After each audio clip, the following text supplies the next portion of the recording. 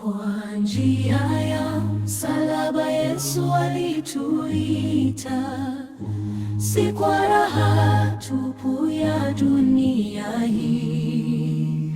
Alibeba mzigo kwa ajili yetu, nasi twapaswa kumfuata yeye. Wengi hutamani njia nyepesi sana, wakikwepa mateso kwa jina lake, lakini taji la uzima wa milele hupatikana kwa kuvumilia.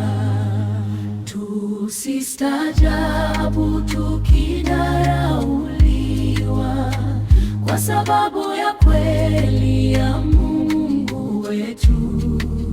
Mitume wa kale waliteswa pia, lakini walishinda kwa imani kuu.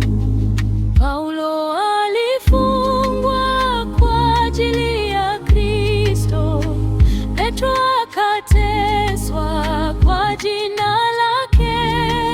Walibaki waaminifu hadi mwisho, wakilitazama tumaini la mbinguni. Mbele yetu yapo majaribu mengi na dhiki kuu kabla ya mwisho, lakini Yesu yuko pamoja nasi, atatupa nguvu za kushinda.